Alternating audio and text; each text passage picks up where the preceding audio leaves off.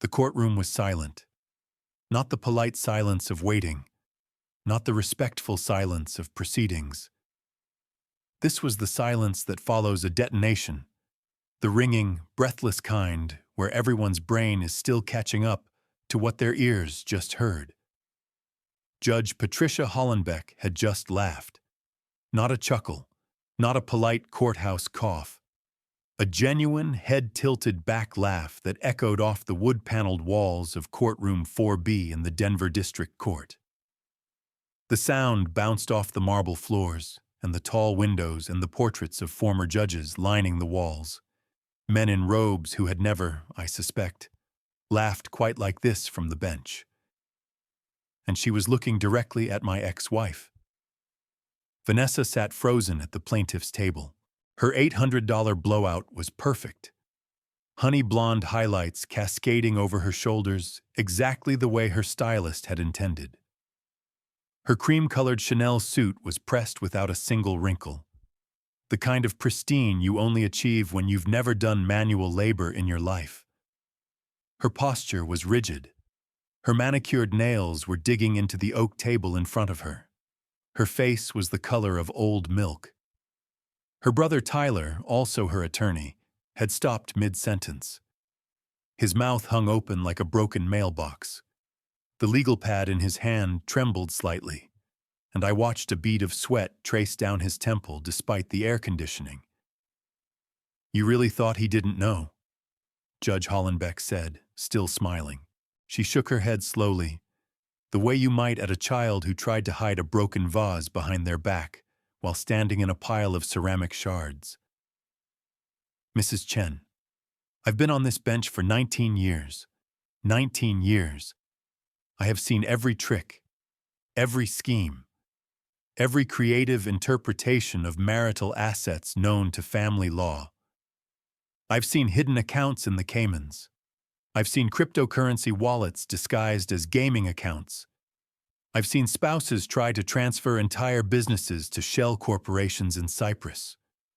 She paused, letting the weight of her words settle. "But this..." She gestured at the stack of documents in front of her. My documents, 3 inches thick, tabbed and organized with colored dividers.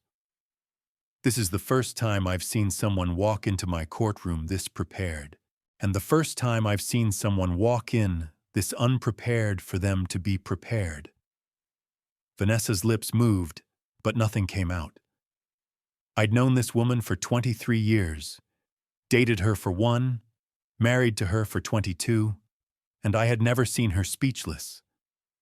Vanessa always had something to say. A comeback, a deflection, a way to spin reality until it bent to her will.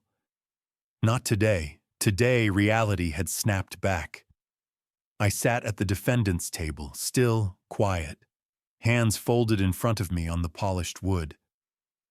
My attorney, Miriam Castellano, sat beside me, her pen resting on her legal pad, her expression professionally neutral, but her eyes gleaming with the satisfaction of a chess player who had just called checkmate. "Before I continue, you need to understand something. I'm not a lawyer. I don't have an MBA or a finance degree or any of the credentials that usually accompany stories like this. I'm not some financial genius with offshore accounts and shadowy connections. I don't have family money or powerful friends in high places. I'm a contractor. I build things. I built Chen Construction from a used pickup truck and a toolbox I inherited from my father. I pour concrete. I frame houses. I read blueprints and zoning codes and supplier invoices. My hands have calluses that never fully heal. My boots have permanent concrete dust in the treads. But here's what 23 years of running a construction business teaches you. Documentation is survival. Every handshake deal I've ever made, followed up with an email summary within 24 hours. Every verbal agreement, confirmed in writing with dates and specifics. Every subcontractor, every supplier, every permit, every change order. Filed, scanned, backed up to 3 different locations. I learned that lesson the hard way back in 2009. A client, a real estate developer named Hoffman who wore Italian suits and drove a Mercedes, tried to claim I'd agreed to knock $40,000 off a commercial build. Said we'd shaken on it over beers. Said I was trying to cheat him. He had nothing but his word and his expensive lawyer. I had 17 emails and a signed change order with his initials on every page. Case dismissed. His lawyer sent me a check within a week. Documentation is survival. Listen, and this part is important. When my marriage started showing cracks 3 years ago, I didn't cry. I didn't yell. I didn't hire a private investigator to follow my wife around with a telephoto lens like something out of a bad movie. I started a folder. I named it House Renovation Ideas. Because who would ever click on a folder called House Renovation Ideas? It's the digital equivalent of hiding cash in a hollowed-out book. No one browses through someone else's renovation folder for fun. It's all paint swatches and tile samples and measurements. Boring. Invisible. Over 34 months, that folder grew to contain 847 files. Bank statements showing transfers I never authorized. Text message screenshots captured in the moments when Vanessa left her phone unattended. Recorded conversations, legal in Colorado, I checked, made when I suspected I was about to hear something important. Notarized witness statements from people who had seen things they weren't supposed to see. Property records for real estate I didn't know existed. Corporate filings for companies that had no business having my wife's name attached to them. And finally, a forensic accounting analysis that traced $2.3 million in hidden transfers across 6 accounts in 4 states. Vanessa thought she was the smart one in our marriage. She thought she'd married a simple man who was good with his hands but slow with his head. She thought her lawyer brother would run circles around whoever I hired, some strip mall attorney who did wills and traffic tickets on the side. She thought she'd take my company, my house, my retirement, and leave me with nothing but child support payments and a studio apartment and the privilege of seeing my own children every other weekend. She thought wrong. That's when I realized something I should have understood years earlier. Vanessa never loved me. She loved what I could build for her. The house, the lifestyle, the security, the social status of being married to a successful business owner. And when she decided she wanted to tear it all down, to extract maximum value and walk away, she never once considered that I might have seen the blueprints. Because that's what I do. I read blueprints. I need to take you back to the beginning. Not all the way back. I won't bore you with my childhood or my first crush or any of that, but you need to understand how we got here. You need to understand who I was, who she was, and how 22 years of marriage can collapse into a pile of court documents and a judge's laughter. My name is Marcus Chen. I'm 47 years old. I was born in Arvada, Colorado, a suburb west of Denver where the mountains watch over everything, to a Chinese-American father who worked as a Finnish carpenter and a white mother who taught 4th grade until arthritis stole the strength from her hands. My father's name was Henry Chen. He came to Colorado in 1971 as a 17-year-old kid from San Francisco's Chinatown who spoke broken English, had $200 in his pocket, and knew how to do exactly one thing: work with wood. His own father, my grandfather, who I never met, had been a furniture maker in Guangzhou before the family immigrated in the 1950s. The craft passed down through generations like a genetic inheritance. Henry Chen couldn't help building beautiful things any more than he could help breathing. He started as a laborer for a Denver construction company. Within 3 years, he'd saved enough to buy his own tools and start taking side jobs: custom cabinetry, trim work, built-in bookshelves for people's home offices. By the time I was born in 1978, he had a two-man operation doing finished carpentry for builders across the Front Range. He never got rich, never drove a fancy car or took expensive vacations. But he never missed a mortgage payment either. Never bounced a check, never broke a promise to a client. When people asked him about his business philosophy, he'd say, "Do good work, charge fair prices, write everything down." That last part became his trademark. I remember his workshop, a converted garage behind our house in Arvada, smelling of sawdust and wood stain and the coffee he drank by the gallon. Against one wall stood a gray metal filing cabinet, 4 drawers tall, stuffed with manila folders. Every job he'd ever done was in there. Every invoice, every receipt, every letter from a satisfied customer. "Marcus," he said to me once when I was about 16, watching him file receipts at his cluttered workbench after a long day installing crown molding. "A man's word is only worth something if he can prove he said it." I didn't fully understand what he meant. "Memory lies," he continued, tapping a receipt with his calloused finger before sliding it into a folder. 10 years from now, someone might remember a conversation different than it happened. They might say you promised something you didn't promise, or they might forget they promised something to you. He closed the filing cabinet drawer. Paper doesn't lie. Paper doesn't forget. Paper doesn't change its story. I nodded like I understood. I didn't. Not really. Not until years later. My father died of a heart attack in 2016. He was 62 years old. He'd been installing a custom banister for a client in Cherry Creek, one of Denver's wealthiest neighborhoods, when his heart simply stopped.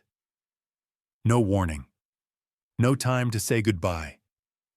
The client called me, sobbing, apologizing as if it were her fault. I drove to her house in a daze and found my father lying at the bottom of a staircase he'd been making beautiful, his tools scattered around him, his measuring tape still clipped to his belt. At his funeral, more than 200 people showed up, former clients, subcontractors he'd worked with, suppliers who'd known him for decades. They all said the same thing. Henry Chen was an honest man, a man of his word, a man who did things right. When we cleaned out his workshop afterward, I found his filing cabinet exactly as he'd always kept it. 4 decades of documentation, every job, every invoice, every promise, kept. I donated his tools to a trade school. I kept the filing cabinet. It's still in my office today. After high school, I skipped college. Not because I couldn't handle the academics, my grades were fine, but because I knew what I wanted to do. I wanted to build things, like my father, like his father before him. I apprenticed with a framing crew out of Lakewood. Spent 3 years learning how to turn lumber into structures, houses, apartment buildings, small commercial projects. I got my contractor's license at 23, which required passing a test that most people failed at least once. I passed on my first attempt. I started Chen Construction the following spring with 3 things: a used Ford F-150 with 120,000 miles on it, a toolbox my father had given me as a graduation present, and a business card I designed myself on a library computer. The first 5 years were brutal. I'm not going to romanticize it. I'm not going to tell you about the hustle or the grind like it was some kind of adventure. It was 80-hour weeks, jobs that barely covered the cost of materials, clients who vanished before making final payment, suppliers who wouldn't extend credit because I was young and unproven and had a name they couldn't pronounce. I slept in my truck more than once when I couldn't make rent on my apartment. I ate ramen noodles for dinner so many times that I still can't look at a package of top ramen without feeling slightly nauseous. There was a 6-month stretch in 2006 when I wasn't sure Chen Construction would survive. A general contractor I'd been subbing for went bankrupt and took $30,000 of my receivables with him into the void. I had payroll to meet and no money to meet it. I had 2 guys depending on me, guys with families, and I didn't know how I was going to pay them. I didn't declare bankruptcy. I didn't walk away. I went to every client I'd ever worked for and asked if they had any jobs at all, no matter how small. I picked up a deck repair here, a bathroom remodel there, a fence installation. Work that was beneath my skill level, but work that paid. Within 8 months, I had cleared the debt and rebuilt my cash reserves. By 30, I had a crew of 6 and a reputation for finishing on time and under budget. Word travels in the construction industry. If you do good work and don't screw people over, clients tell their friends tell their colleagues. The phone starts ringing. By 35, I had an office in a small business park in Lakewood. A project manager named Luis who'd been with me for 7 years. A backlog of contracts that stretched 8 months into the future. I wasn't rich, but I was stable. I was building something real. That's when I met Vanessa. It was a Chamber of Commerce mixer. One of those networking events where everyone wears name tags and drinks bad wine and pretends to be interested in each other's businesses. I hated those events. Still do. Small talk is not my strength. I'm much better with blueprints than with cocktail conversation. But my accountant at the time, a guy named Phil who has since retired to Arizona, kept telling me I needed to network. Needed to get my name out there. Needed to shake hands with the people who made decisions about commercial contracts. So I showed up. Navy blazer, khaki pants. The nicest shoes I owned, which were still scuffed from a job site visit the week before. The event was at the Grand Hyatt downtown. Ballroom with crystal chandeliers, open bar, past appetizers that were mostly bread with fancy toppings. I was standing near the back, nursing a Coors Light. I've never developed a taste for wine. When someone said, "You look about as comfortable as I feel." I turned. She was beautiful, not in a flashy, overdone way. Not like the women in magazines, beautiful in the way that catches you off guard, the kind of face you want to keep looking at because there's something alive behind it. Honey blonde hair, loose around her shoulders, green eyes with flecks of gold, a smile that was equal parts amused and knowing. "That obvious?" I said. "You've been holding that beer bottle like it's a life preserver." She extended her hand.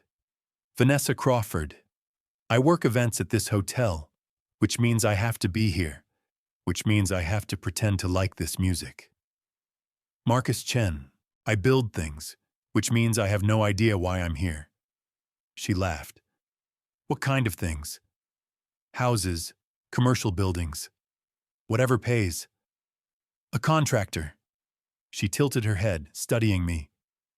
"You don't look like a contractor." "What do contractors look like?" "I don't know. More flannel? Tool belt?" "Left the tool belt in the truck." She laughed again.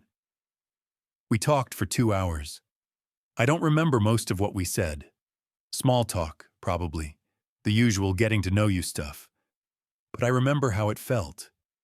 Easy. Natural. Like we'd known each other longer than we had. When the event ended, I asked for her number. She wrote it on a cocktail napkin. I called her the next day. We went to dinner on Saturday, a little Italian place in Lodo, where the portions were huge and the waiters had accents I suspected were fake. We talked about everything. Her job. My job. Her family. She came from money, old Denver money. Her father a retired attorney and her mother a professional charity board sitter. But she didn't act superior about it. She'd gotten her job on her own merits, she said. Worked her way up from front desk. I talked about my father, about Chen Construction, about what it felt like to build something from nothing. I love that, she said. I really do. So many people I know just inherit things. Money, connections, opportunities. You actually created something. I felt 10 feet tall. We dated for 14 months. Dinners, movies, weekend hikes in the foothills. She met my mother, who was starting to slow down by then, the arthritis spreading from her hands to her hips, and was warm and charming and attentive. She's a good one, my mother said afterward. Don't let her get away. I proposed in October at a cabin in Estes Park. Rented the whole place for a weekend. Cooked her dinner myself. Steaks and roasted vegetables, nothing fancy, but made with care. Got down on one knee on the cabin's deck, the Rocky Mountains purple and gold in the sunset behind me. She said yes. We cried. We laughed. We made plans. We got married the following June at her family's country club in Cherry Hills Village, a venue I couldn't have afforded on my own, which her parents made sure to mention several times during the planning process. Don't worry about a thing, her mother said with a smile that didn't quite reach her eyes. We'll handle it. Consider it our gift. Her father, Douglas Crawford, was more direct. Marcus, he said at the rehearsal dinner, pulling me aside with a glass of scotch in his hand. I had my attorneys draft a prenuptial agreement, standard stuff, just to protect both families' interests. I stared at him. I know how it sounds, he continued, but it's smart planning. You're a businessman. You understand risk management. I thought about my company, about the years of work I'd put in, about what would happen if things went wrong. What does it say? Simple terms. In the event of divorce, which we all hope never happens, each party retains the assets they brought into the marriage. Assets acquired during the marriage are divided based on contribution. Meaning what? Meaning your business is protected. It existed before you met Vanessa. It would remain yours. I looked at him. Retired attorney, old money, a man who thought in terms of liability and exposure. And what does Vanessa get? Whatever she's entitled to under Colorado law, half of joint assets, alimony if appropriate, a fair division. I didn't like the idea of starting a marriage with a contract about how to end it. But I understood the logic, and honestly, I was relieved. Chen Construction was mine. I'd built it from nothing. The thought of losing half of it in a divorce was something I'd pushed out of my mind. But Douglas Crawford had a point. It was smart planning. I'll sign it, I said. We both signed the prenup 3 days before the wedding. A notary witnessed our signatures. Vanessa initialed every page. If I'd known then what that document would mean 22 years later, I would have framed it and hung it on my wall. The first few years of our marriage were good. Actually, that's not quite right. The first few years were great. We bought a house in Lakewood, a fixer-upper from the 1970s that needed everything. New roof, new plumbing, new electrical. Most couples would have hired contractors. We did most of it ourselves. Well, I did most of it myself.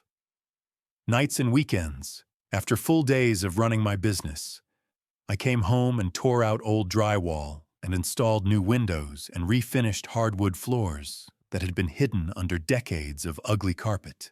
Vanessa picked out paint colors and light fixtures and furniture. She had a good eye for design. The house transformed from a dated eyesore into something people complimented when they visited. You two should do this professionally, my mother said when she saw the finished kitchen. When Elena was born in December 2009, I thought my life was complete. I stood in the hospital room holding this tiny, wrinkled, perfect human being, and I felt something shift in my chest. Some fundamental reorganization of priorities. This was what mattered. Our son Daniel came 2 years later. 2 kids, 2 years apart. The house filled with noise and chaos and the particular kind of exhaustion that comes from caring for small children while trying to run a business. I worked hard, harder than ever, actually. Chen Construction was growing. We'd survived the 2008 recession by pivoting to renovation work when new construction dried up. Now the market was recovering, and we were positioning ourselves to capture the wave.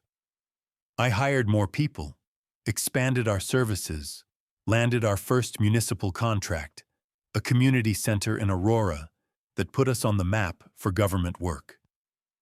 By 2018, we were doing $12 million in annual revenue, 40 employees, a new office in a better part of Lakewood, my name on the side of trucks and job site signs across the Denver metro area. I was proud of what I'd built. The problem was, I assumed Vanessa was proud too.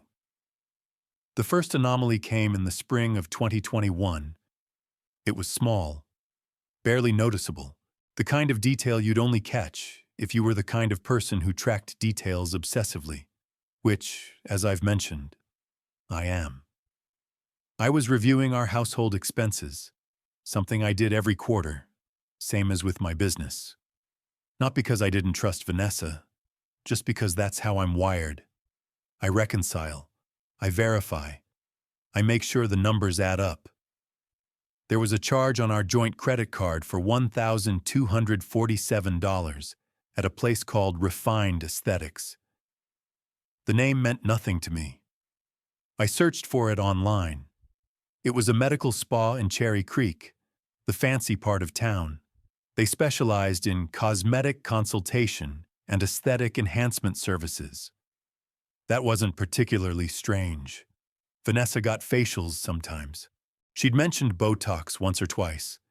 She was 44 at the time, and I understood the pressure women face about aging. Fine. Her money, her face, her choice. What was strange was that the charge appeared on our joint card at all. Vanessa had her own credit card, an American Express she'd had since before we were married. She used it for personal purchases, clothes, salon visits, gifts for friends. The joint card was supposed to be for household expenses, groceries, utilities, kids' activities. We'd agreed on that system years ago. I mentioned it casually that evening. We were in the kitchen. Vanessa was unloading the dishwasher. I was at the counter flipping through mail. "Hey, I saw a charge on the joint card. Someplace in Cherry Creek? Just wanted to make sure it wasn't fraud." Vanessa didn't look up from the dishwasher. "Oh, that's nothing. My Amex was declined for some reason. Use the joint card instead. I'll transfer the money." "No worries," I said. "Just checking." She did transfer the money. $1,247, 2 days later. But something about the interaction stuck with me. I knew for a fact that Vanessa had plenty of room on her Amex. I'd seen the statement 3 weeks earlier when it came to the house by mistake. We'd long ago set up automatic payments, so paper statements rarely appeared, but this one had slipped through. Her balance was under $2,000. Her limit was $25,000. Why would it be declined? I told myself I was being paranoid. Probably just a technical glitch. Maybe the magnetic strip was damaged. Maybe she'd forgotten her PIN at a chip reader. A dozen innocent explanations. But that night, after Vanessa fell asleep, I went to my home office. I sat down at my computer, and I created a new folder. I didn't name it suspicious activity or marriage problems or anything that would catch attention. That would have been stupid. Vanessa used my laptop sometimes to check email, to shop online, to look up recipes. I named it House Renovation Ideas. A folder that boring, that mundane, that utterly unsexy, no one would ever click on it. Inside the folder, I created a text document. I wrote, March 17th, 2021. Charge of $1,247 on joint card to refined aesthetics. V claimed Amex was declined. V's Amex balance was under $2,000 with $25,000 limit as of February 26th. Possible lie about reason for using joint card. I saved the document. I closed the folder. I went to bed. I didn't know it then, but that folder would eventually save everything I'd built. The second anomaly came 6 weeks later. It was a Friday evening. I was at the office late, around 8:30 p.m., finishing up a bid proposal for a school district project. Big contract, $4.5 million. The kind of job that would keep my crews busy for 18 months. My phone buzzed with a text from Daniel. Dad, when are you coming home? Mom left again, and Elena won't let me use the Xbox. I stared at the message. Mom left again. Again? I called Daniel. He picked up on the second ring. Hey, buddy, what do you mean Mom left again? She goes out sometimes, like a lot. She says she's meeting friends. How often is a lot? I don't know. A couple times a week, maybe? It's fine. Elena watches me, but she's super bossy and she won't let me. Daniel, focus. When does she go out? What nights? Tuesday usually, and Thursday sometimes, and sometimes on weekends when you're working. A pause. Dad, is everything okay? Everything's fine, buddy. I'll talk to Elena about the Xbox. I'll be home in an hour. I hung up. Couple times a week. I thought about this. Vanessa and I had been married for 18 years at that point. I knew her schedule, her rhythms, her habits. She was a homebody in the evenings. She liked wine and Netflix and falling asleep on the couch by 10 p.m. She complained whenever I suggested going out for dinner because she'd rather cook at home. When did she start going out a couple times a week? I thought back through the last few months. When was the last time I'd noticed her leaving in the evening? I couldn't pinpoint a specific date, which meant it had either been happening so gradually that I hadn't noticed the change, or I'd been so buried in work that I wasn't paying attention. Neither option made me feel good. I drove home thinking about what Daniel had said, pulled into the garage at 9:15. The house was quiet. Elena was in her room with her door closed. Daniel was on the Xbox, which meant Elena had relented or he'd won the argument. At 9:47, I heard the front door open. Vanessa walked in. She was wearing yoga pants and a fitted jacket, her hair pulled back in a ponytail. She looked casual, relaxed, slightly flushed. Hey, she said, setting her purse on the kitchen counter. You're home late. Could say the same about you. Book club ran long. You know how Michelle gets when she's had wine. I didn't know you had book club on Fridays. We moved it. Tuesdays don't work for Lisa anymore. She said it easily, naturally, without any hesitation, and that's what bothered me. I'd been in construction for 23 years. I'd dealt with contractors who lied about delivery dates, clients who lied about budgets, suppliers who lied about inventory. After a while, you develop an instinct for deception. You learn to recognize when someone is telling the truth versus when they're performing a truth. A lie delivered too smoothly is often not a lie at all. It's a rehearsed response.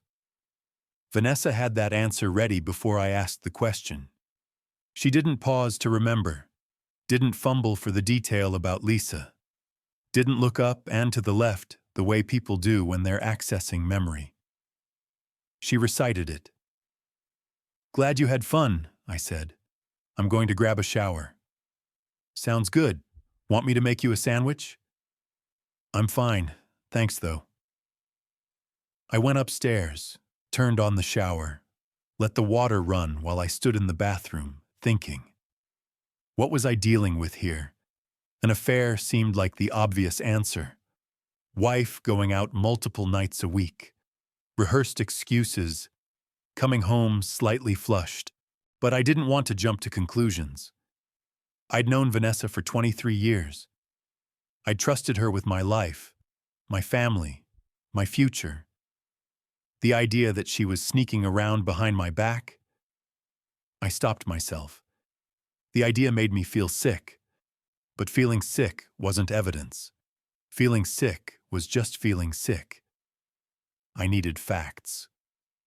The next morning, while Vanessa was in the shower, I did something I'd never done before in our marriage.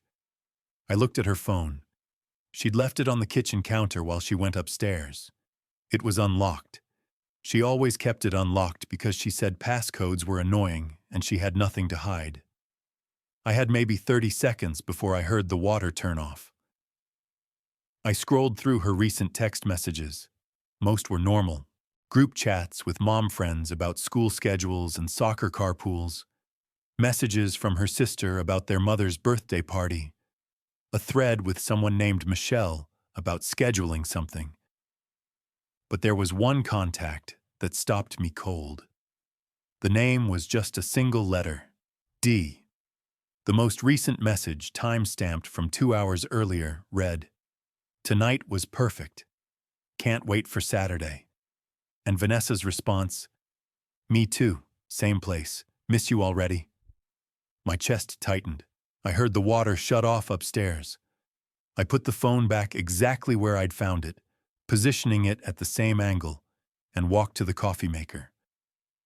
When Vanessa came downstairs 5 minutes later, I was sitting at the kitchen table, drinking coffee, reading the news on my tablet. "Morning," she said brightly. "Morning," I smiled at her. "How was book club? You said it ran long." "Good. Really good. We're reading that thriller everyone's talking about, the one with the twist ending." "Sounds fun." "It is. Michelle thinks she figured out who the killer is, but I think she's wrong." "I'm glad you're getting out more," I said. "You deserve some time for yourself." She smiled back, pouring herself coffee. "Thanks, babe. I appreciate that." I finished my coffee, kissed her on the cheek, grabbed my keys. "I'll be at the Henderson site most of the day. Text me if you need anything." "Will do. Love you." "Love you too." I walked to my truck. I sat in the driver's seat for a full minute, gripping the steering wheel, feeling my heart pound against my ribs. Then I pulled out my phone and opened the folder labeled House Renovation Ideas. I created a new document. I typed April 29th, 2021. Contact D on V's phone. Text messages suggest ongoing romantic relationship. Tonight was perfect. Plus, same place, indicates regular meeting location. Miss you already suggests emotional attachment beyond physical affair. V claimed to be at book club. Book club story is rehearsed. Possible cover for meetings with D. Need to identify D and confirm nature of relationship. I saved the document. I drove to work. I stayed calm. I needed proof. Over the next 4 months, I gathered evidence like a man building a case for his life. Because that's exactly what I was doing. Not obsessively, not desperately, not with the frantic energy of a jealous husband, methodically, systematically. The same way I'd approach a complex construction project. You don't frame a house by starting with the roof. You start with the foundation, then the floor joists, then the wall studs, then the roof trusses. Each step supports the next. Each piece depends on the pieces beneath it. I started with the foundation, establishing the pattern. Every time Vanessa said she was going somewhere, book club, yoga, dinner with friends, I noted the date, the time she left, the time she returned, and the excuse she gave. I didn't follow her. I didn't interrogate her. I just wrote it down. Within 6 weeks, a pattern emerged. Tuesday evenings, 6:30 to 9:30, book club at Michelle's house. Thursday evenings, 7 to 10, yoga class followed by tea with her yoga friends. Every other Saturday, running errands, or meeting her sister for lunch, always returning after 3 or 4 hours. The consistency was suspicious in itself. Real social obligations are messy. They get rescheduled, canceled, moved. They don't happen like clockwork, same time every week. These did. I also noticed that D appeared in her phone on certain days, then disappeared. She was deleting the conversation history after reading messages, but she wasn't consistent about it. Sometimes I'd catch a glimpse before it vanished. One message read, "Can you get away this weekend? Derek has the cabin reserved." Derek. D was Derek. I ran the name through my memory. Vanessa had mentioned a Derek exactly twice. The first time was maybe 2 years ago. She'd said her friend Michelle's husband was thinking of switching financial advisors, and someone named Derek had been recommended. The second time was at a neighborhood barbecue, when a woman I didn't know mentioned Derek in passing, and Vanessa had changed the subject quickly. I did research, careful research, not stalking, just publicly available information. Derek Holloway, 41 years old, licensed financial planner with an office in Greenwood Village, the affluent suburb south of Denver where money goes to reproduce. His firm was called Holloway Wealth Management. The website featured a professional headshot of a man with salt and pepper hair, a golf tan, and the kind of smile that probably killed at country club fundraisers. He specialized in high net worth divorce planning. I read that 3 times to make sure I understood it. Not financial planning, divorce planning. His website actually advertised it, helping clients protect and preserve assets during major life transitions. He was divorced himself, twice. No children. He had a cabin in Grand County, up near Winter Park, prime skiing country. I found the property records on the county assessor's website. Purchased in 2019 for $680,000. Mortgage-free. The pieces were falling into place. This wasn't just an affair. Vanessa hadn't just fallen in love with some random guy and decided to leave me. She'd hired a divorce strategist, and she was sleeping with him. But here's the thing, and I need you to understand this, because it's important. I didn't confront her. I know what you're thinking. Why not? Why not throw her phone in her face and demand answers? Why not scream and cry and ask how she could do this after everything we'd built? Because that's what she expected. Think about it. If Vanessa was planning a divorce, if she and her brother and her financial advisor had been scheming for months or years to extract maximum value from our marriage, then they'd already wargamed my possible reactions. Reaction 1. Marcus finds out and confronts Vanessa. They argue. He says things he'll regret. She cries. She plays the victim. She tells him he's controlling, paranoid, that his accusations are destroying the marriage. He backs off, apologizes, tries to make it up to her. Meanwhile, they continue moving money. Reaction 2. Marcus finds out and files for divorce first. They scramble to hide their planning, but they've had months or years of head start. The money is already gone, hidden in accounts I don't know about. The legal strategy is already in place. They adjust and proceed. Reaction 3. Marcus suspects something but does nothing. He buries his head in the sand, hopes it goes away, tells himself he's being paranoid. They continue as planned. What they hadn't wargamed was reaction 4. Marcus finds out. Marcus stays silent. Marcus documents everything.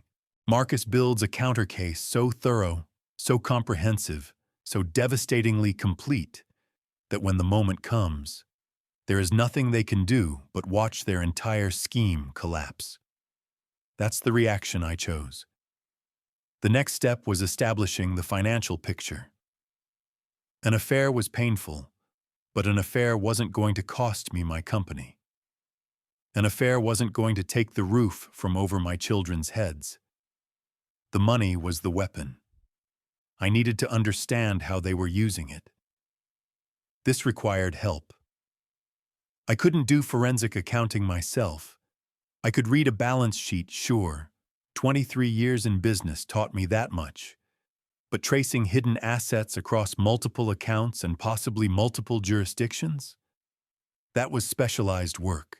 I found a firm called Meridian Financial Analytics in Boulder. They specialized in divorce cases, fraud investigations, and asset recovery. Their website was boring and professional and exactly what I needed. I drove up on a Saturday morning in late May when Vanessa thought I was meeting a subcontractor at a job site. The lead analyst was a woman named Grace Okonkwo. Early 50s, Nigerian-American. 3 degrees on her wall, accounting, finance, and law, and a look in her eyes that said she'd unraveled frauds committed by people far more sophisticated than my wife. I told her everything. Not emotionally. I didn't vent or rant or seek validation. I laid out the facts, the timeline, the text messages, the book club pattern, the contact named D, the dental spa charge, the financial advisor who specialized in divorce planning. Grace listened without interrupting. When I finished, she nodded slowly. Mr. Chen, do you have any indication that your wife has been accessing your business accounts? What do you mean? Your company, Chen Construction. Does your wife have any official role, signatory authority, access to accounts? I thought about it. She's never been involved in the business directly, but she's on the corporate paperwork as a secondary contact for some accounts. Emergency purposes. That was years ago. Back when I was still small and needed a backup in case something happened to me. So she could, theoretically, access company funds? I don't know. Maybe. I'd have to check. Grace wrote something on a legal pad. Tricha, here's what I'd like to do, Mr. Chen. With your authorization, I'm going to run a comprehensive asset search. Tax returns, bank records, credit reports, everything public and everything you can legally give me access to. If your wife has been moving money, I'll find it. How long will that take? Depends on how well she's hidden things. 4 to 8 weeks minimum. Possibly longer if there are offshore components. Offshore? Like Swiss bank accounts? Grace almost smiled. Swiss banks are old-fashioned, Mr. Chen.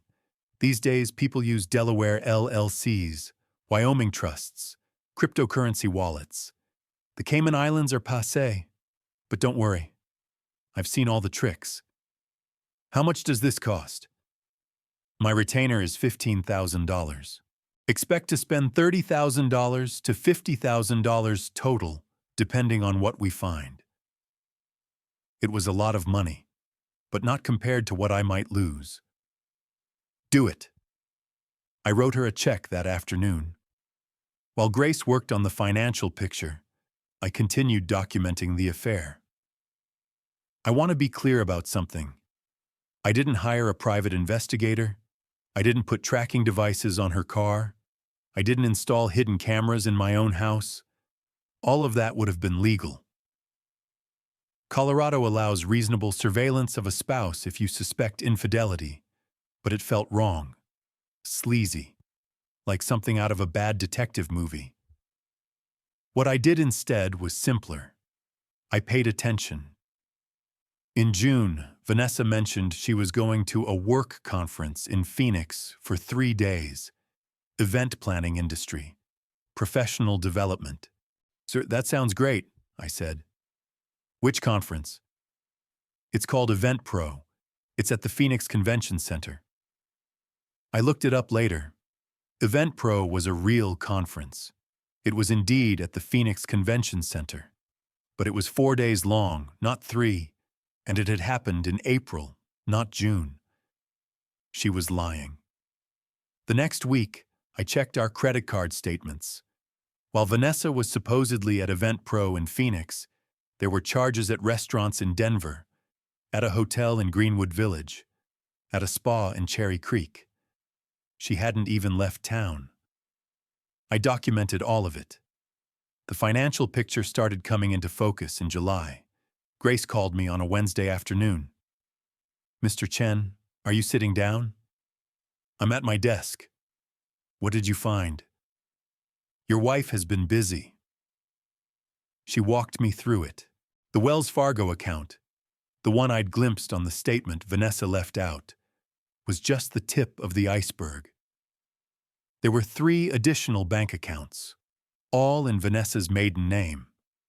One at Chase, one at First Republic, one at a credit union in Texas where her mother's family was from. Combined balances, $1.26 million. Then there was a brokerage account at Fidelity, listed under something called the Crawford Family Preservation Trust. Vanessa was the sole beneficiary. Current value, $1.8 million. That's over $3 million, I said, my voice sounding strange in my own ears. Yes. We don't have $3 million just sitting around. Where did it come from? I traced the source of most of these funds, Mr. Chen. You're not going to like it. Tell me.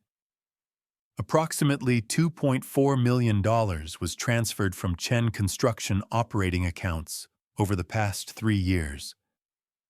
The room tilted. That's not possible. I review my company's finances every quarter. My accountant would have caught something like that. Who is your accountant?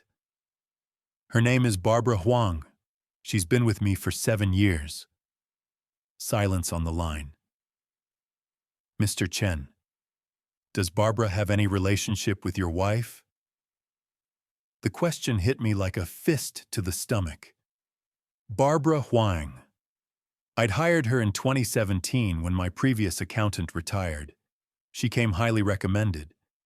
Actually, she'd come recommended by Vanessa. Vanessa's friend, Michelle's cousin.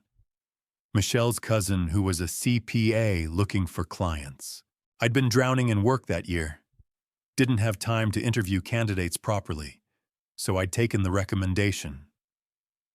Met Barbara for coffee. She seemed competent, organized, professional. I hired her. That was 7 years ago. The money started moving 3 years ago. Mr. Chen, are you still there? Yeah, I'm here. I think you need to look very carefully at your internal controls. I hung up. I sat in my office for a long time, staring at nothing. Then I opened my computer and started digging. What I found made my stomach drop. I pulled 3 years of Chen Construction financial records. Not through Barbara, I accessed our accounting software directly, using an admin login I'd created when we first installed the system. A login Barbara didn't know existed. The pattern was exactly what Grace had described. Small payments, just under reporting thresholds, sent to vendors I didn't recognize. Mountain View Consulting, Crawford Professional Services, Peak Performance Partners, Summit Advisory LLC. None of these companies existed. I searched for them. State registrations, business licenses, websites, phone numbers, nothing. They were shells, empty containers designed to receive money and funnel it somewhere else. And every single payment authorization had my signature on it. Except they weren't my signature. They were close. Very close. Close enough that I might not have noticed if I wasn't specifically looking for discrepancies. But there were differences. The slope of the M in Marcus was slightly wrong. The way I crossed my T's wasn't quite right. The spacing between letters was inconsistent. Someone had been forging my signature for 3 years. I photographed everything. I cross-referenced the dates of the fraudulent payments with Barbara's access logs to our accounting system. Every single fake invoice had been entered by Barbara. Every single forged authorization had been uploaded by Barbara. Every single payment had been processed by Barbara, my own accountant, recommended by my wife. The betrayal was so complete, so systematic, so breathtakingly thorough that I almost had to admire it. Almost. 3 days later, I heard the conversation that changed everything. It was a Friday evening. Vanessa was on the phone in the kitchen. She didn't know I was home. I'd parked my truck down the street and come in through the back gate. I stood in the hallway, just around the corner, and listened. "Have to push the timeline up," she was saying. "He's getting suspicious. I can feel it." Pause. "No, I don't think he knows specifics, but he's been asking questions, paying attention. You know how he is. He notices everything." Pause. "Tyler, I'm serious. If we wait until spring, he might find the accounts. We need to file by November." November. It was mid-July. She wanted to file for divorce in 4 months. "What about the prenup?" Vanessa continued. "You said you could get it thrown out." Pause. "Well, find a way. I'm not walking away from this marriage with half. I want the business. I want the house. I want full custody. Derek says once we control the narrative, Marcus won't have a chance. He's too proud to fight dirty. He'll take whatever we offer just to make it end." Another pause. "Fine. I'll be at your office Monday. We'll go over the final numbers." She hung up. I stayed frozen in the hallway. The prenup. I'd almost forgotten about it. We'd signed it 22 years ago, at her father's insistence. The terms were simple. In the event of divorce, each party retained assets they brought into the marriage. Assets acquired during the marriage would be divided based on contribution. For Vanessa, that meant almost nothing. She'd come into the marriage with a car and maybe $50,000 in savings. For me, it meant Chen Construction was protected. I'd started the company 3 years before we met. Under the prenup, the business was mine. That's why Vanessa had to steal. That's why she'd been hiding money for 3 years. That's why Tyler was looking for ways to invalidate the prenup. Because if the prenup held, she couldn't touch my company. She'd get half the house equity, half of joint accounts, alimony, child support. But the business, the thing I'd built with my own hands, that was protected. Unless Tyler found a way around it. I slipped back out the way I'd come.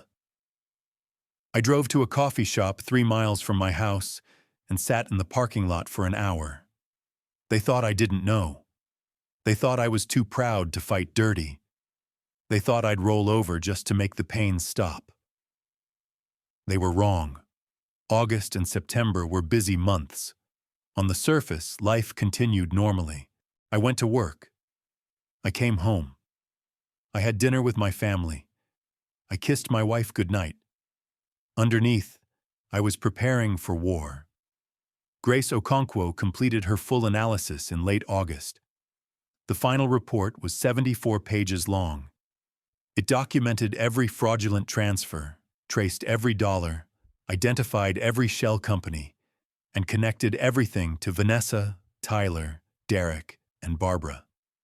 I met with Grace in her Boulder office to review the findings. The total amount misappropriated from Chen Construction is $2,387,412, she said. Of that, approximately $1.8 million has been invested through the Crawford Family Preservation Trust, which is managed by Derek Holloway. The remaining funds are distributed across the accounts I identified. What about the Arizona property? Ah, yes. The condo in Scottsdale. I found that in September. She flipped to a page in the report. Purchased 18 months ago for $380,000. Paid in full from the trust. Your wife's name isn't on the deed directly. It's held by another LLC, but she's the sole beneficiary. She bought a vacation condo while we were still married, without telling me. It appears so, likely intended as her residence after the divorce. I looked at the stack of documents. Is this enough to prove what they did? Grace nodded. This is more than enough, Mr. Chen. This is a prosecutor's dream. You have documented proof of embezzlement, forgery, conspiracy, and fraud. If your wife had simply hidden assets during a divorce, that would be one thing. Judges see that all the time. But this, systematically stealing from your own company for 3 years? Forging your signature on financial documents? This is criminal. What about Barbara? Ms. Huang is the weak link in their chain. She's the one who physically executed the fraud. If prosecutors offer her immunity or reduce charges in exchange for testimony, she'll flip. She has no loyalty to your wife. She was just getting paid. How do you know that? Because I've seen this before. People who commit crimes for love are hard to break. People who commit crimes for money fold as soon as they face real consequences. The next step was legal representation. I needed a divorce attorney. Not just any divorce attorney. I needed someone who specialized in high net worth cases, who understood the intersection of family law and financial fraud, who wouldn't be intimidated by Tyler Crawford's reputation. I found Miriam Castellano. She was 62 years old, senior partner at Castellano, Burke and Associates. A corner office on the 30th floor of a downtown Denver high-rise, with floor-to-ceiling windows overlooking the mountains. She had a reputation for 3 things: being ruthlessly prepared, being devastatingly effective in court, and absolutely despising incompetent opposing counsel. Tyler Crawford, it turned out, was on her list. He filed a frivolous complaint against me 6 years ago, she explained during our first meeting. Claimed I had coached a witness. Complete nonsense. The Judicial Review Board dismissed it unanimously, but it went on my record anyway. A permanent asterisk next to my name because Tyler Crawford can't handle losing. So you have history with him. I have a grudge against him, Mr. Chen. I believe in being honest with clients. She smiled thinly. That said, I would never let personal feelings affect my professional judgment. If your case had no merit, I would tell you so and recommend someone else. Does my case have merit? Your case is extraordinary. She held up Grace's report. I've been practicing family law for 35 years. I've seen spouses hide assets in every conceivable way, but this level of coordination, the fake vendors, the forged signatures, the trust structure, the involvement of a family member as attorney, this is sophisticated. This is planned. This is not someone panicking before a divorce. This is someone who decided years ago to extract maximum value and has been executing systematically ever since. What do we do about it? Miriam leaned back in her chair. We wait. Wait? Your wife plans to file in November. We let her. We let Tyler file his petition, make his arguments, submit his fraudulent financial disclosures, and then we respond. Why not file first? Get ahead of them? 3 reasons.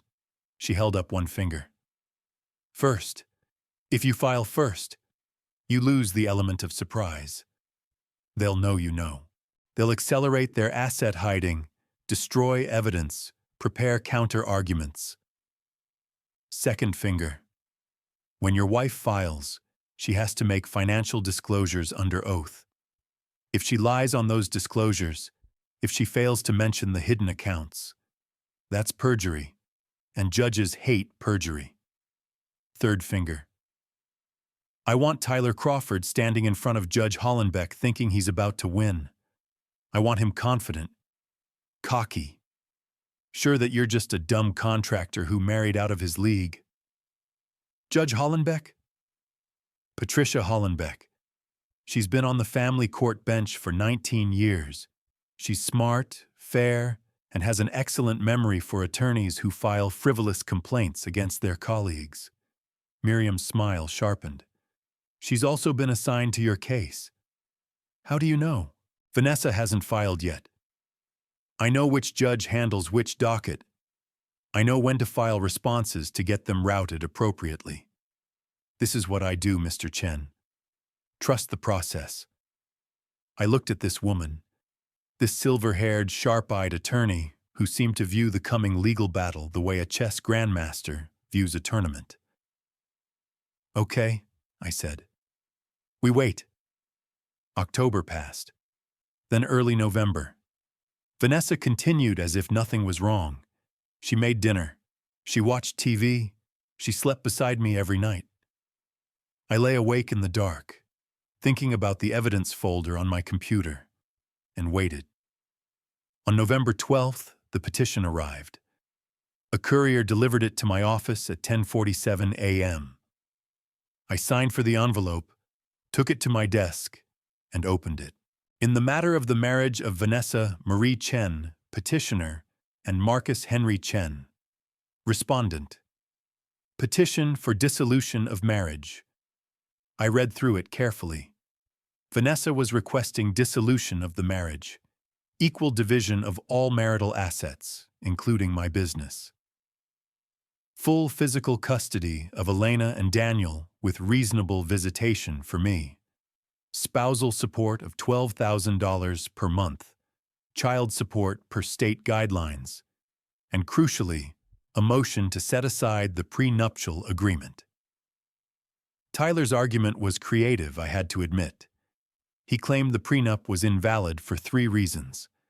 First, undue influence, that I had pressured Vanessa into signing. Second, inadequate disclosure, that I hadn't fully revealed my assets at the time of signing. Third, and most audaciously, forgery, that the signature on the document wasn't actually Vanessa's. She was claiming I had forged her signature. I almost laughed. The woman who had forged my signature 47 times on fraudulent invoices was accusing me of forgery. I called Miriam. I just got the petition. I know. I received a copy this morning. Have you read the financial disclosures? Not yet. Look at page 14, Section B, Personal Assets of Petitioner. I flipped to the page. Vanessa had disclosed the joint accounts I knew about. Our shared checking, our savings, our retirement funds. She'd listed the house, the cars, her jewelry. Under personal savings, she had written $47,000. $47,000. Not $3 million, $47,000. She lied, I said. Under penalty of perjury. That disclosure is a sworn document. She just committed a felony. When do we respond? We have 21 days. I'm going to request an extension, routine in complex cases, which will give us until mid-December. That's when we reveal what we have. Not before? Not before. I want to see what Tyler does next. I want him to feel confident. I want him to file motions and make arguments and create a paper trail of lies. The deeper he digs, the harder he falls. Now you're learning. The next 3 weeks were torture. I had to go home every night, sit across the dinner table from Vanessa, watch her smile and chat about her day as if she hadn't just filed papers designed to destroy me. I had to play the role of the blindsided husband, confused, hurt, trying to understand. "I don't know why this is happening," I told her one evening, after she'd served me a glass of wine and sat down with her own. "I thought we were happy." "I thought so too," she said, her eyes moist with tears I suspected were carefully manufactured. "But something changed, Marcus. I don't know what. I just feel like we've grown apart." "Is there someone else?" She looked away, shook her head. "No. This is about us, about what our marriage has become. I've been unhappy for a long time. I just didn't know how to tell you." I nodded slowly. "I appreciate you being honest with me," I said. She reached across the table and squeezed my hand. "I know this is hard, but we can get through it. Tyler says if we're cooperative, the whole thing can be resolved in a few months.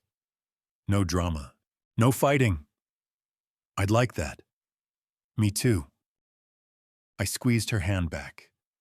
I went to bed that night and stared at the ceiling until 3 a.m., thinking about all the ways she had lied to me, was lying to me, would continue to lie to me until the moment the truth exploded in her face. In early December, I did something that might have been petty.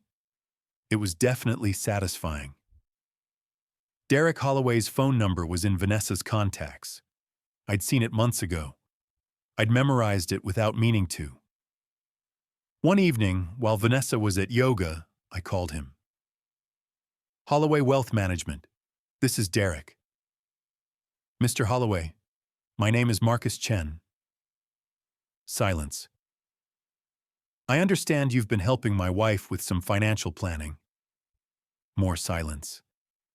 "I also understand you've been helping her with some personal matters." "Mr. Chen, I don't know what you think you—" "The cabin in Grand County, the condo in Scottsdale, the Crawford Family Preservation Trust." I let the words hang. "I know about all of it, Derek. I've known for months." His breathing was audible through the phone. "I suggest you think very carefully about your next steps, your professional license, your reputation, your freedom." "Are you threatening me?" "I'm informing you. What you do with the information is up to you." I hung up. 20 minutes later, Vanessa called me.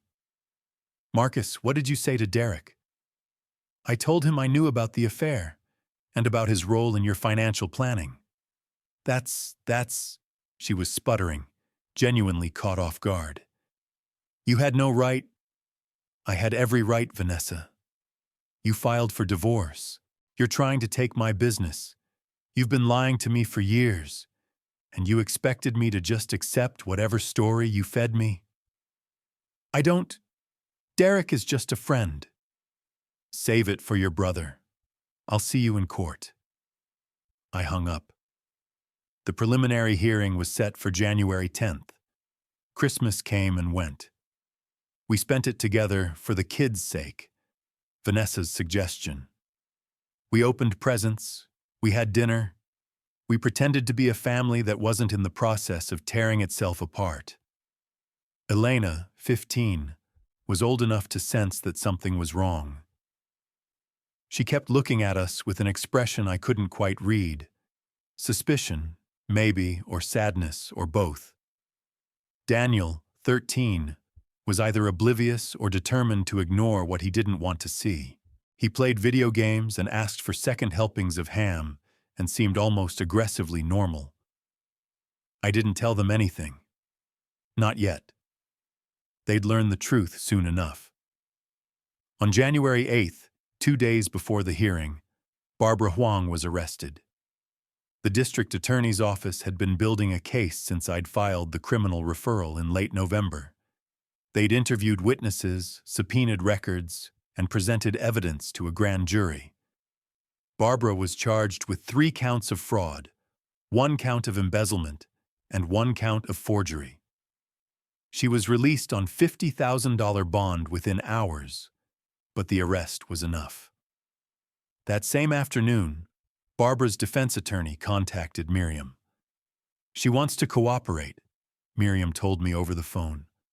"She'll testify to everything: who recruited her, what she did, how much she was paid." "What does she want in return?" "Immunity on the theft charges, reduced sentence on the fraud, probation instead of prison." "That's it?" "She also wants to return the money Vanessa paid her, about $140,000. I thought about Barbara, about the 7 years she'd worked for me, about the trust I'd placed in her. She'd betrayed me. She'd stolen from me. She'd helped my wife try to destroy me. But she wasn't the mastermind. She was a tool, used by Vanessa, discarded when she was no longer useful. Take the deal. January 10th, the day I'd been waiting for. I woke at 5 a.m., too wired to sleep. I showered, shaved, put on my best suit, navy blue, white shirt, conservative tie. I wanted to look like exactly what I was: a serious man prepared to defend what he'd built. I arrived at the Denver District Court at 8:30. Miriam was already there, along with 2 associates from her firm. Grace Okonkwo was there as well, ready to testify if needed.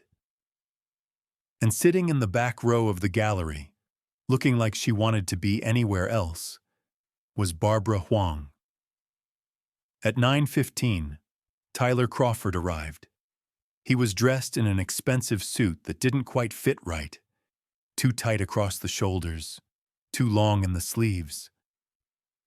He carried a leather briefcase and walked like he owned the room, nodding to the bailiff, smiling at the court reporter. Behind him came Vanessa. She looked beautiful. Of course she did. Hair perfect. Makeup subtle. A conservative navy dress with a modest hemline. The uniform of a wronged wife seeking justice. She saw me across the courtroom. Our eyes met. I saw something flicker in her expression. Concern, maybe, or curiosity. I wasn't behaving the way she expected. I wasn't angry or defeated or pleading. I was calm. I nodded to her. She looked away. At 9:30, the bailiff called the court to order. "All rise, the Honorable Patricia Hollenbeck presiding." The judge entered. She was in her 60s, silver-haired, with half-moon reading glasses perched on her nose. She took her seat, arranged some papers in front of her, and looked out at the courtroom with the expression of someone who had seen everything and was impressed by nothing. "Good morning. We're here for a preliminary hearing in Chen versus Chen, case number 24-DR-4872. I see both parties are represented." She glanced at Tyler. "Mr. Crawford, you filed the petition? Opening statement?" Tyler stood. "Thank you, Your Honor." He smoothed his tie. "This is a straightforward case of marital dissolution. My client, Vanessa Chen, has been married to the respondent for 22 years. During that time, she has been a devoted wife and mother while Mr. Chen built his construction business. She sacrificed her own career to support his ambitions. She raised their children. She maintained their home." He paused for effect. "Now, after 2 decades of partnership, my client seeks a fair division of the marital assets they built together. Unfortunately, Mr. Chen has refused to negotiate in good faith. He hides behind a prenuptial agreement that was signed under questionable circumstances, an agreement that fails to reflect the true partnership of this marriage. We believe the prenup is invalid," Tyler continued. "We have expert testimony prepared to show signs of coercion in my client's signature. We have evidence that Mr. Chen failed to fully disclose his assets at the time of signing. And we have 22 years of contributions, emotional, domestic, and financial, that deserve recognition. He sat down with a satisfied expression. Judge Hollenbeck turned to our table. Ms. Castellano? Miriam rose slowly. She didn't have Tyler's theatrical flair. She didn't need it. Your Honor, I'll be brief. My client, Marcus Chen, built Chen Construction from nothing. He started the company 3 years before he met the petitioner. The prenuptial agreement, which both parties signed voluntarily in front of a licensed notary, clearly protects his business as separate property. Mrs. Chen's claims about coercion are baseless. Her claims about inadequate disclosure are fiction. And her claims about forgery are... Miriam paused. Ironic. Tyler's head snapped up. Your Honor, before we proceed any further, I'd like to present some preliminary evidence. Evidence that Mrs. Chen failed to include in her sworn financial disclosure. Judge Hollenbeck raised an eyebrow. Go ahead. Miriam picked up a thick folder from our table. Your Honor, Mrs. Chen disclosed personal savings of $47,000 on her financial disclosure form. That form is signed under penalty of perjury. She walked toward the bench, handing copies to the judge and to Tyler. In reality, Mrs. Chen has assets totaling over $3 million in accounts held under her maiden name. The courtroom went completely silent. Vanessa's face lost all color. Tyler grabbed the documents and started flipping through them frantically. We have documented 4 bank accounts with combined balances of $1.26 million. Miriam continued, her voice calm and precise. We have documented an investment trust valued at $1.8 million, and we have documented a condominium in Scottsdale, Arizona, purchased for $380,000. A property Mr. Chen knew nothing about until our investigation revealed it. Judge Hollenbeck examined the records with growing interest. Mrs. Chen, she said finally, looking up, you signed a financial disclosure under oath. Are these accounts yours? Vanessa looked at Tyler. Tyler looked at the documents. Neither spoke. Your Honor, Tyler started. I asked Mrs. Chen, not you, Counselor. Vanessa swallowed visibly. I didn't... There must be some misunderstanding. A misunderstanding. Judge Hollenbeck's voice was flat as a level. You're telling me these bank statements, which show accounts in your maiden name, at addresses connected to your family, are a misunderstanding. I didn't realize... Tyler advised me. Your Honor, I'd like to request a brief recess, Tyler said quickly. Denied. We're going to address this right now. The judge turned back to Miriam. Ms. Castellano, where did these hidden assets originate? I'm glad you asked. Miriam returned to our table and picked up another folder.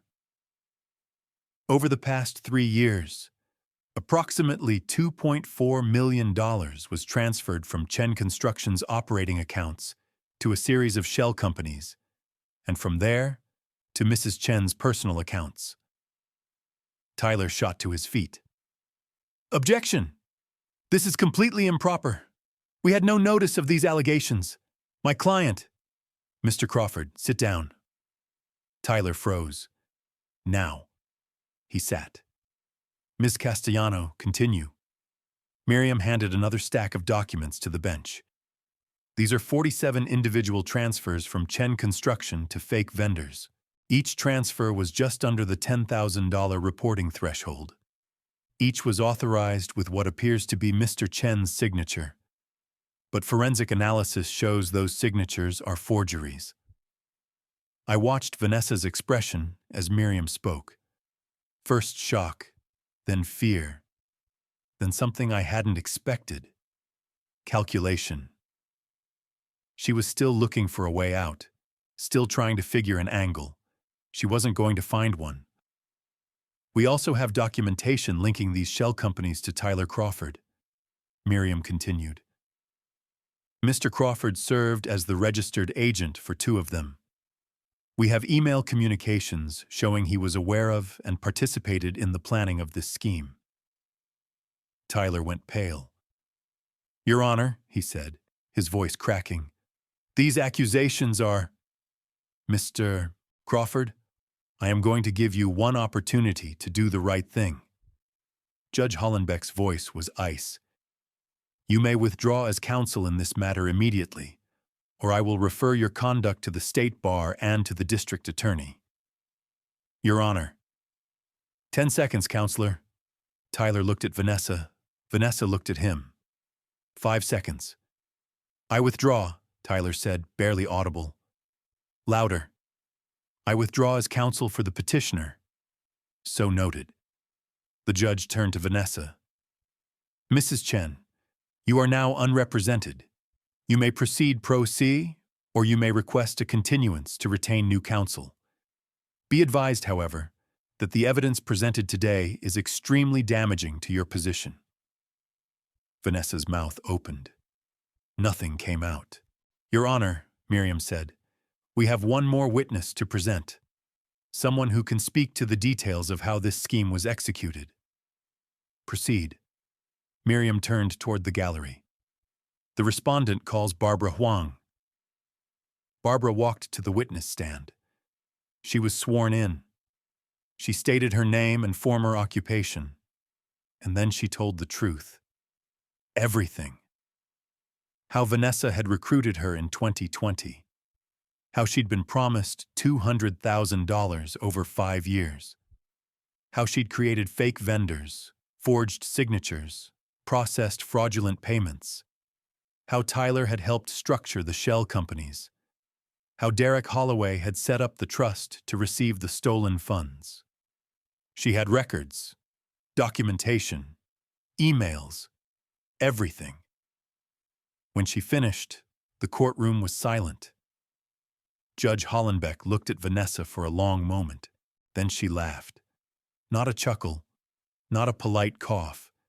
A genuine head-tilted back laugh. You really thought he didn't know? She shook her head slowly. Mrs. Chen, I've been on this bench for 19 years. I have seen every trick, every scheme, every creative interpretation of marital assets. But this is the first time I've seen someone walk into my courtroom this prepared. She gestured at our table, and the first time I've seen someone this unprepared for them to be prepared. She banged her gavel. This hearing is adjourned. Counsel for the respondent, prepare final orders for dissolution consistent with the prenuptial agreement. All hidden assets are to be returned to the marital estate and credited to the respondent. Criminal referrals for Mrs. Chen, Mr. Crawford, and Mr.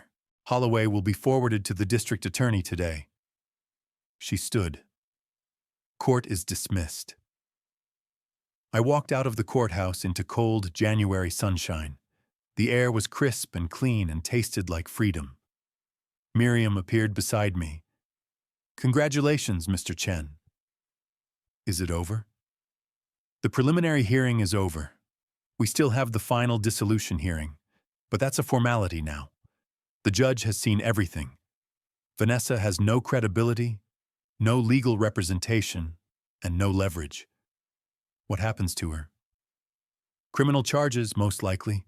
Fraud, embezzlement, maybe conspiracy. She'll probably plead out. First offense, no prior record, she might avoid prison. But her life as she knew it is over. I thought about that. I should have felt satisfied, vindicated, triumphant.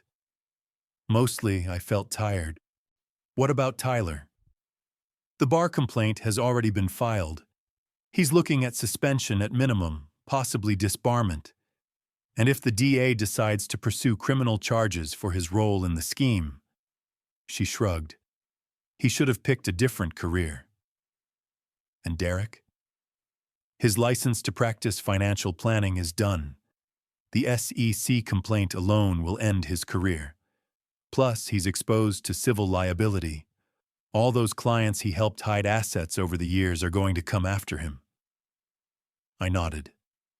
Thank you, Miriam, for everything. You're welcome, Mr. Chen. But give yourself some credit.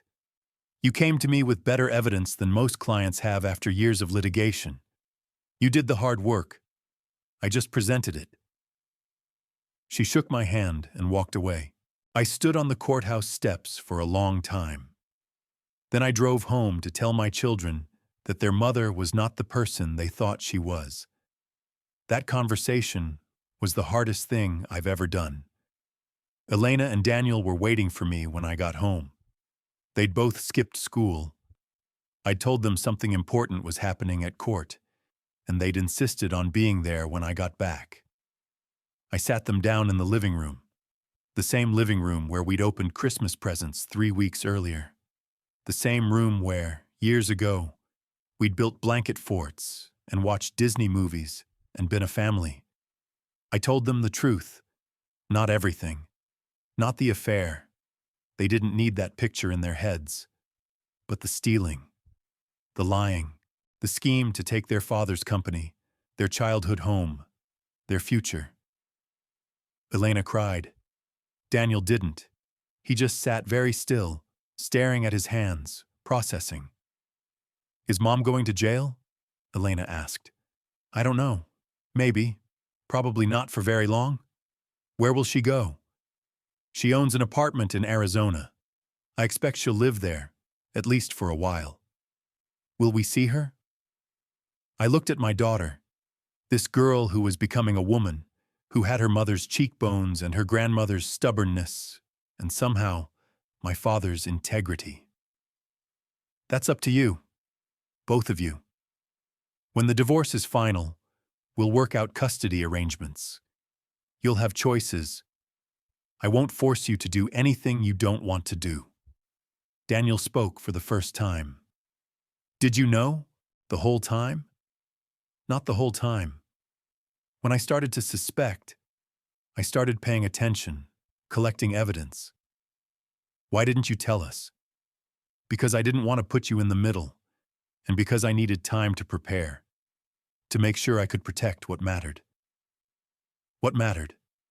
I looked at both of them. You two. This house.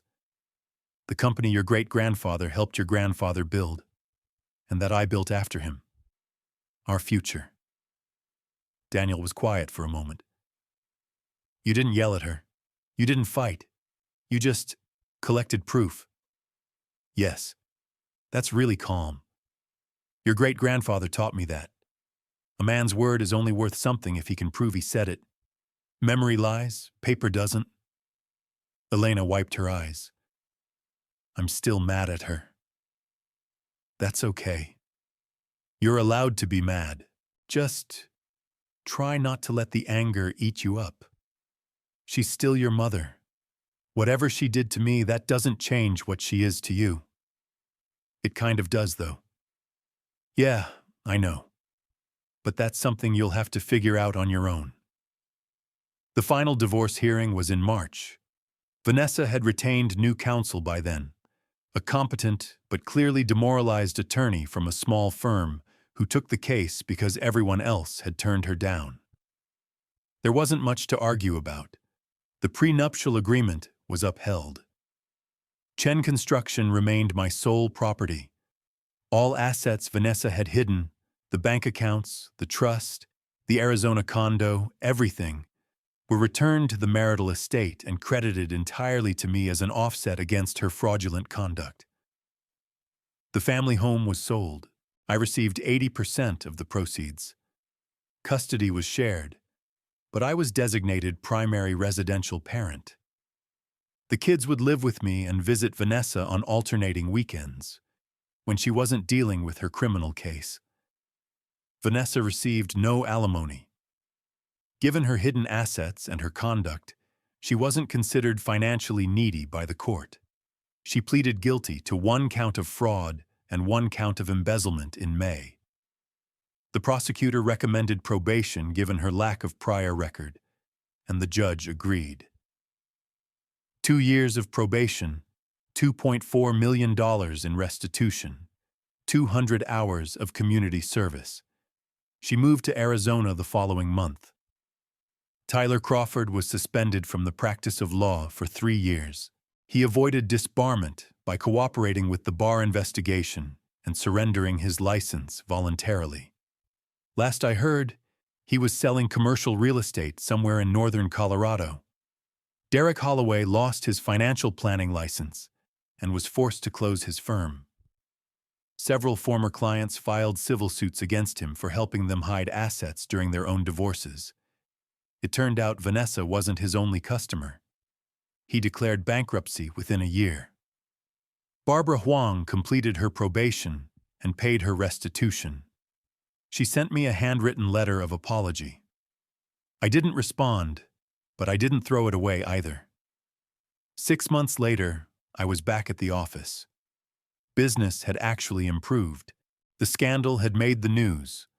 Not front-page material, but enough coverage that people recognized my name.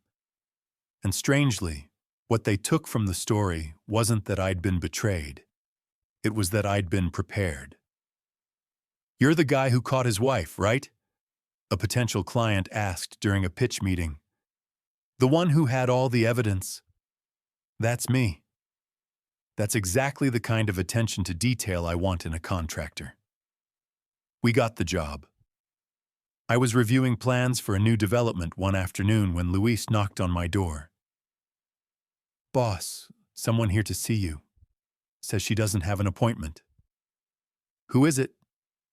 "Young woman." Wouldn't give her name. I almost sent her away, but something made me hesitate. "Send her in."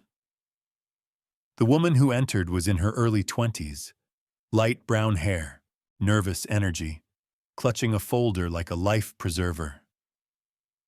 "Mr. Chen, I'm so sorry to bother you. I know you don't know me, but I didn't know where else to go." "Have a seat. What's this about?" She sat, still gripping the folder. "My name is Jessica Holloway. Derek Holloway is my father." I went very still. "I know what he did to you," she continued. "What he helped Mrs. Chen do. He told me everything after he lost his license. Said it was destroying him." "Okay. I'm not here to apologize for him. That's his job. I'm here because—" She took a breath. "Because he's doing the same thing to my mother." I didn't say anything. "They're getting divorced, and he's hiding money from her, moving assets, using all the tricks he used on your case. He thinks because he knows the tricks, no one can catch him." "And you have evidence?" She held out the folder. "Bank statements, trust documents, things I found in his home office. I can't prove everything, but you want your mother to have a fighting chance. I want her to be prepared, like you were." I looked at the folder. The universe has a strange sense of humor. The man who helped destroy my marriage was now being destroyed by the same tactics, and his own daughter was bringing me the evidence. "Does your mother have a lawyer?" "Some guy her friend recommended. He seems okay, but he doesn't know Derek's tricks." "No." I pulled a business card from my desk drawer. "Miriam Castellano. She represented me. She's expensive, but she's the best." Jessica took the card, staring at it like it was made of gold. "Tell your mother to hire a forensic accountant too. Someone who specializes in finding hidden assets. Miriam can recommend one." "Thank you. Thank you so much. One piece of advice." "What?" "Tell your mother to stay calm. She's going to want to scream at your father, confront him, demand answers. That's natural. But it doesn't help. What helps is evidence, documentation, proof." I paused. "The truth doesn't need volume. It just needs paper." Jessica nodded slowly. "Thank you, Mr. Chen. Go. Take care of your mother." She left. I sat in my office thinking about karma and justice and how the wheel always turns eventually. Then I went back to work. 1 year later, I'm standing on the deck I built the summer after Daniel was born. The wood is weathered now, 15 years of Colorado sun and snow, but the joints are still tight, the foundation still solid. I built it to last. The sun is setting over the mountains. The sky is gold and purple and that particular shade of pink that only exists at elevation. Elena and Daniel are inside, arguing about something trivial. She's 17 now, applying to colleges, thinking about studying business. He's 15, still growing, still figuring out who he wants to be. They see their mother a few times a year. The visits are awkward from what they tell me. Vanessa is different now, quieter, smaller somehow.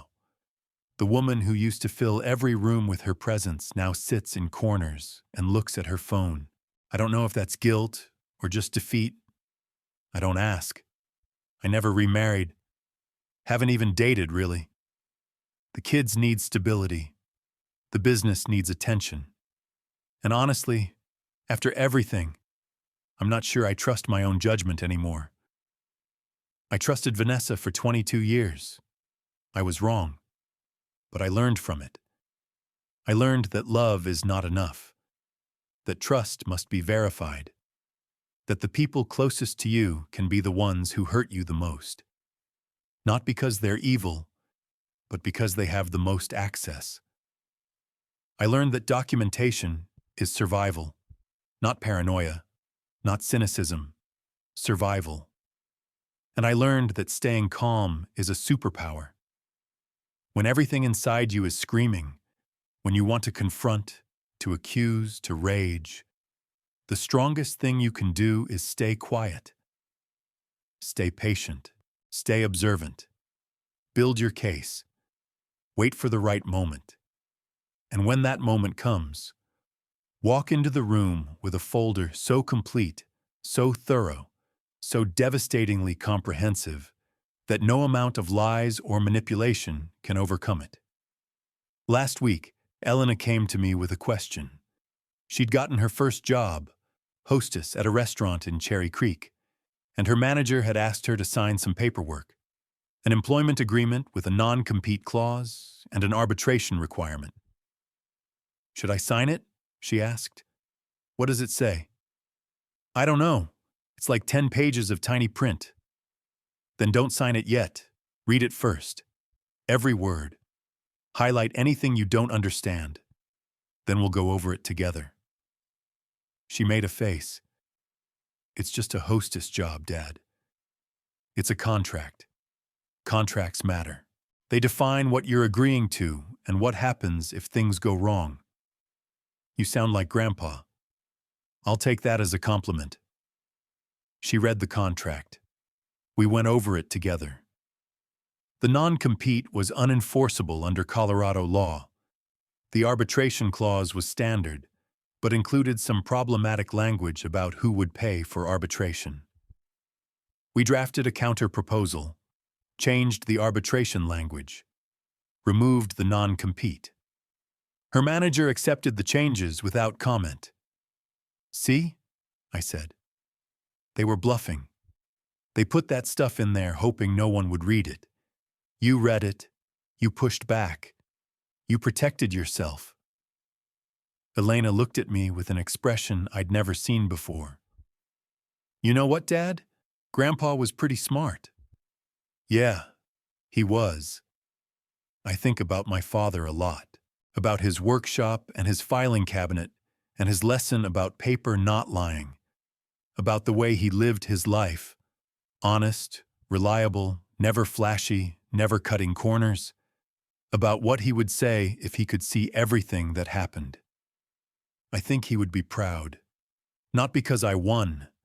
Winning wasn't the goal. The goal was protecting what I'd built. Protecting what he'd helped me build.